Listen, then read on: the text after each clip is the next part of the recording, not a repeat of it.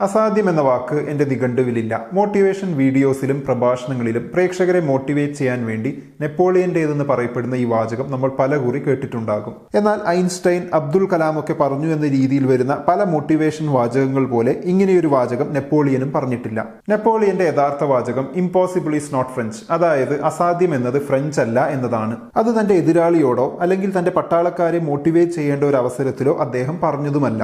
മറിച്ച് തന്റെ പട്ടാളക്കാരുടെ കുതിരകൾക്ക് ഭക്ഷണം അയക്കാനില്ല എന്ന് ഒരു ഗവർണർ അറിയിച്ചപ്പോൾ എത്രയും പെട്ടെന്ന് ഭക്ഷണം അയക്കണം എന്ന് പറയുന്നതിന്റെ കൂട്ടത്തിൽ തന്റെ ദേഷ്യം പ്രകടിപ്പിക്കാൻ അദ്ദേഹം ഉപയോഗിച്ച ഒരു വാചകമാണിത്. തൽക്കാലത്തേക്ക് ഈ സത്യം ഇഗ്നോർ ചെയ്ത് അസാധ്യം എന്ന വാക്ക് എന്റെ നിഘണ്ടുവിലില്ല എന്ന് നെപ്പോളിയൻ പറഞ്ഞിട്ടുണ്ടെന്ന് തന്നെ കരുതുക. പക്ഷേ നെപ്പോളിയന്റെ ജീവചരിത്രം വായിച്ചവർക്കറിയാം, അദ്ദേഹം തുടക്കത്തിൽ ഒരുപാട് യുദ്ധങ്ങളിൽ ജയിച്ചെങ്കിലും ഒടുക്കം യുദ്ധത്തിൽ തോൽക്കുകയും ഒരു ദ്വീപിലേക്ക് നാടുകടത്തപ്പെടുകയുമാണ് ഉണ്ടായതെന്ന്. അതായത് ആ വാചകം അദ്ദേഹത്തിന്റെ ജീവിതം വെച്ച് നോക്കുമ്പോൾ തന്നെ അതുമായി ഒത്തുപോകുന്നില്ല എന്ന് നമുക്ക് മനസ്സിലാക്കാം. ഈ ഒരു ഉദാഹരണം പറയാനുള്ള കാരണം ഈ ഒരു രീതിയാണ് പല മോട്ടിവേഷൻ വീഡിയോസിലും നമുക്ക് കാണാൻ കഴിയുക. അതായത് വിജയിച്ചു എന്ന് നമ്മൾ കരുതുന്ന ചില ആളുകളുടെ ജീവിതമെടുത്ത് അത് കുറച്ച് പൊലിപ്പിച്ചു പറഞ്ഞ് നിങ്ങൾക്കും പരിശ്രമിച്ചാൽ എന്തുമാകാം, എന്തും സാധ്യമാണ് എന്നൊരു നരേഷൻ. അവർ അവരുടെ ജീവിതത്തിൽ ഈ കാര്യങ്ങളൊക്കെ ചെയ്താണ് വിജയിച്ചത്, നിങ്ങളും അതേപോലെ ചെയ്താൽ നിങ്ങൾക്കും വിജയിക്കാമെന്ന വാദം. ഇങ്ങനെ ചിലരെ മാതൃകാ വ്യക്തികളായി ചൂണ്ടിക്കാണിച്ച് അവരുടെ വിജയ ഫോർമുല അതേപോലെ പകർത്തിയാൽ നിങ്ങൾക്കും വിജയിക്കാം, നിങ്ങൾക്കും പണക്കാരനാകാം എന്നൊക്കെ പറയുന്നതിൽ വലിയൊരു അപാകതയുണ്ട്. ആ മാതൃകാ വ്യക്തികൾ നേരിട്ട പ്രതിസന്ധികളായിരിക്കില്ല വീഡിയോ കാണുന്ന പ്രേക്ഷകർ നേരിടുന്നത്. ഉദാഹരണത്തിന് സ്റ്റീവ് ജോബ്സ് അല്ലെങ്കിൽ ഇലോൺ മസ്ക്, ഇവരെ നമുക്ക് മാതൃകാ വ്യക്തികളായി എടുക്കാം. ഇലോൺ മസ്കിന്റെ അല്ലെങ്കിൽ സ്റ്റീവ് ജോബ്സിന്റെ സാഹചര്യങ്ങൾ, അവർക്കുള്ള റിസോഴ്സസ്, പ്രതിസന്ധികൾ, ഇതൊക്കെ മോട്ടിവേഷൻ ടോക്ക് അല്ലെങ്കിൽ വീഡിയോ കാണുന്ന വ്യക്തികളിൽ നിന്നും തീർത്തും വ്യത്യസ്തമായിരിക്കും. ഇത്രയും പറഞ്ഞതിന്റെ അർത്ഥം അവരുടെ ജീവിതം പഠിച്ച് അതിൽ നിന്നുള്ള പോസിറ്റീവ് കാര്യങ്ങൾ മനസ്സിലാക്കിയിട്ട് കാര്യമില്ല എന്നതല്ല. മറിച്ച് ഇത്തരം മോട്ടിവേഷൻ വീഡിയോസിന്റെ ലിമിറ്റേഷൻസ് നമ്മൾ മനസ്സിലാക്കണം എന്നതാണ്. ഇത് കൂടുതൽ മനസ്സിലാക്കാൻ പ്രിസ്ക്രിപ്ഷൻ ആൻഡ് ഡിസ്ക്രിപ്ഷൻ എന്ന രണ്ട് വാക്കുകളും അവ തമ്മിലുള്ള വ്യത്യാസവും നമ്മളെ സഹായിക്കും. നമ്മൾ അസുഖമായി ഡോക്ടറുടെ അടുത്ത് പോയാൽ നമുക്ക് ഡോക്ടർ പേപ്പറിൽ എഴുതി തരുന്നത് പ്രിസ്ക്രിപ്ഷൻ ആണ്.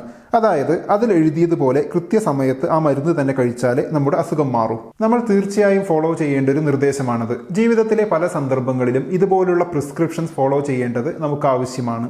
ഉദാഹരണത്തിന് വണ്ടി ഓടിക്കുമ്പോൾ നമ്മൾ ഫോളോ ചെയ്യുന്ന ട്രാഫിക് നിയമങ്ങളെ പ്രിസ്ക്രിപ്ഷനായി കരുതാം. എന്നാൽ ഡിസ്ക്രിപ്ഷൻ ഇതിൽ നിന്നും വ്യത്യസ്തമാണ്. ഒരു കാര്യത്തിന്റെ ഇപ്പോഴുള്ള അവസ്ഥയുടെ അല്ലെങ്കിൽ സാഹചര്യത്തിന്റെയൊക്കെ വിവരണമാണത്.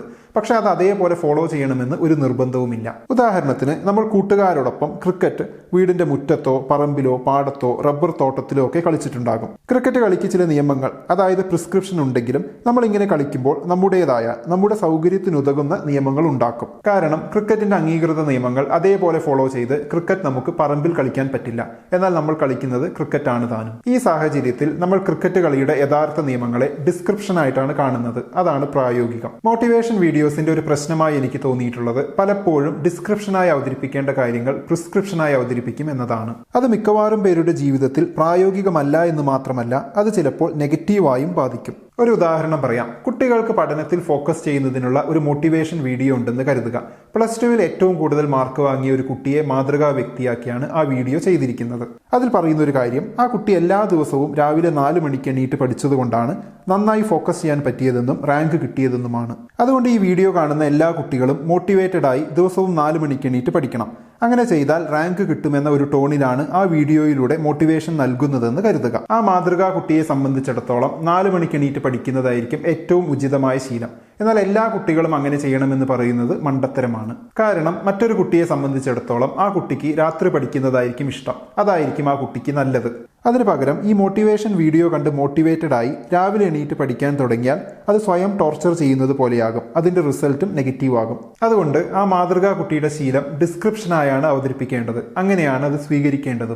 മറിച്ച് പ്രിസ്ക്രിപ്ഷനായി അവതരിപ്പിച്ചാൽ അത് നെഗറ്റീവ് ആകാനാണ് സാധ്യത. ഇതേ തെറ്റ് തന്നെയാണ് ബിൽ ഗേറ്റ്സ് ഇങ്ങനെ ചെയ്തതുകൊണ്ട് ഏറ്റവും വലിയ പണക്കാരനായി, നിങ്ങളും അങ്ങനെ ചെയ്താൽ പണക്കാരനാകുമെന്ന രീതിയിൽ പറയുന്ന മോട്ടിവേഷൻ വീഡിയോസിലും സംഭവിക്കുന്നത്. മോട്ടിവേഷൻ വീഡിയോസിൽ മാത്രമല്ല, മറ്റ് പല കാര്യങ്ങളിലും ഡിസ്ക്രിപ്ഷൻ പിന്നീട് പ്രിസ്ക്രിപ്ഷനായി മാറുന്നത് നമുക്ക് കാണാൻ പറ്റും. അതാത് കാലഘട്ടങ്ങളിലെ സാഹചര്യത്തിനും സൗകര്യത്തിനുമൊക്കെ അനുസരിച്ച് സൃഷ്ടിച്ച പല കാര്യങ്ങളും പിന്നീട് നിർബന്ധമായും ഉപയോഗിക്കേണ്ട ഒരു അവസ്ഥ വന്നിട്ടുണ്ട്. ഉദാഹരണത്തിന് ഇന്നത്തെ നമ്മുടെ സ്കൂൾ വിദ്യാഭ്യാസ രീതി ഇൻഡസ്ട്രിയൽ ഏജിന്റെ ഒരു പ്രൊഡക്റ്റ് ആണെന്ന് എവിടെയോ വായിച്ചു തോർക്കുന്നു. അന്ന് അത് ആവശ്യമായിരുന്നിരിക്കാം. പക്ഷേ വ്യത്യസ്ത സ്വഭാവമുള്ള കഴിവുകളുള്ള ഒരുപാട് കുട്ടികളെ ഒരുമിച്ചിരുത്തി ഒരു അധ്യാപകൻ മുന്നിൽ വന്നു നിന്ന് ക്ലാസ് എടുക്കുന്ന രീതി മാറ്റേണ്ട ഒന്നല്ലേ എന്ന് എനിക്ക് തോന്നിയിട്ടുണ്ട്. അതേപോലെ മറ്റൊന്നാണ് നമ്മളിപ്പോഴും കൊണ്ടു നടക്കുന്ന പല വസ്ത്രങ്ങളും. ഉദാഹരണത്തിന് സ്ത്രീകളുടെ സാരി. വളരെ എളുപ്പത്തിൽ മാസ് പ്രൊഡക്ഷൻ നടത്താൻ പറ്റിയതിനാൽ, അതുകൊണ്ട് ചീപ്പായതിനാൽ, ഒരു സൈസ് തന്നെ എല്ലാവർക്കും വാങ്ങാൻ പറ്റിയതിനാലൊക്കെ ആയിരിക്കാം സാരി അത്രയും പോപ്പുലർ ആയത്. എന്നാൽ നമ്മുടെ നാട്ടിലെ കാലാവസ്ഥയ്ക്ക് ഏറ്റവും യോജിച്ച വസ്ത്രമാണോ സാരി? അതേപോലെ തിരക്ക് പിടിച്ച് ജോലിക്ക് പോകുന്നതിന് മുമ്പ് മറ്റ് ഓപ്ഷൻസ് വെച്ച് നോക്കുമ്പോൾ ഏറ്റവും സിമ്പിളായി ധരിക്കാൻ പറ്റിയൊരു വസ്ത്രമാണോ സാരി? അല്ല എന്നായിരിക്കും ഉത്തരം. ഡിസ്ക്രിപ്ഷൻ പ്രിസ്ക്രിപ്ഷനായി മാറിയ സാഹചര്യങ്ങളാണ് ഇതൊക്കെ. ഇനി മോട്ടിവേഷൻ ടോപ്പിക്കിലേക്ക് തിരിച്ചു വരുമ്പോൾ the map is not the territory എന്നൊരു വാചകമുണ്ട്. അതായത് മാപ്പ് എന്നത് ശരിക്കുമുള്ള സ്ഥലമല്ല, ഒരു സ്ഥലത്തിന്റെ സിമ്പിൾ ആയിട്ടുള്ള ഒരു റെപ്രസെന്റേഷൻ മാത്രമാണ് മാപ്പ്. തീർച്ചയായും പലപ്പോഴും നമുക്കത് ഉപയോഗപ്രദമാണ്.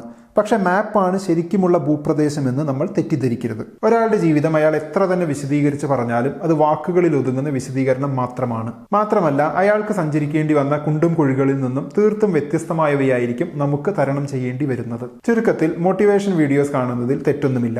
നമ്മൾ ഡൗൺ ആയിരിക്കുമ്പോൾ അത് നമുക്ക് പ്രചോദനമൊക്കെ നൽകും. പക്ഷെ തീർച്ചയായും സൂക്ഷിക്കേണ്ട ചില കാര്യങ്ങളുണ്ട്. ഒന്ന്, തുടക്കത്തിലെ നെപ്പോളിയന്റെ കാര്യം പറഞ്ഞ പോലെ പല വീഡിയോസിലും ഫാക്ട്സ് ആയിരിക്കില്ല പറയുന്നത്. വ്യൂസും പണവും കിട്ടാൻ വേണ്ടി അശാസ്ത്രീയമായ ഇല്ലാത്ത തെറ്റായ കാര്യങ്ങളൊക്കെ ആധികാരികമായി പറയാനുള്ള സാധ്യതയുണ്ട്. അത് തിരിച്ചറിയുക.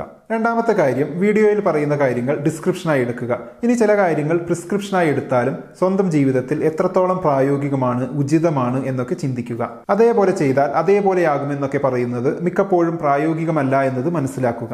മൂന്നാമത്തെ കാര്യം, മോട്ടിവേഷൻ വീഡിയോസ് സ്ഥിരമായി കണ്ട് അതിൽ നിന്നും കിട്ടുന്ന ഒരു ഫേക്ക് സാറ്റിസ്ഫാക്ഷൻ കാരണം ശരിക്കും ചെയ്യാനുള്ള കാര്യങ്ങൾ ചെയ്യാതിരിക്കുക, അല്ലെങ്കിൽ പിന്നീടത്തേക്ക് മാറ്റിവെക്കുക തുടങ്ങിയ പ്രവണതയിലേക്ക് വീഴാതിരിക്കുക. നമ്മുടെ കഴിവുകൾ, നമ്മുടെ പ്രതിസന്ധികൾ, പരിമിതികൾ, സാഹചര്യങ്ങൾ ഇതൊക്കെ ഏറ്റവും നന്നായി അറിയുന്നത് നമുക്ക് തന്നെയാണ്. ഇടയ്ക്കൊക്കെ ചില ട്രിക്സ് പരിചയപ്പെടുത്താനും ഒന്ന് കണ്ണു തുറപ്പിക്കാനും ചില മോട്ടിവേഷൻ വീഡിയോസിന് സാധിക്കുമെങ്കിലും മോട്ടിവേഷൻ വീഡിയോസിൽ ഇങ്ങനെ ചില പ്രശ്നങ്ങളും ഉണ്ടെന്ന് തിരിച്ചറിയുക. എന്താണ് മോട്ടിവേഷൻ വീഡിയോസിനെ കുറിച്ചുള്ള നിങ്ങളുടെ അഭിപ്രായം? കമന്റ് ബോക്സിൽ എഴുതുമല്ലോ. നമുക്ക് അടുത്ത വീഡിയോയിൽ വീണ്ടും കാണാം. ബൈ.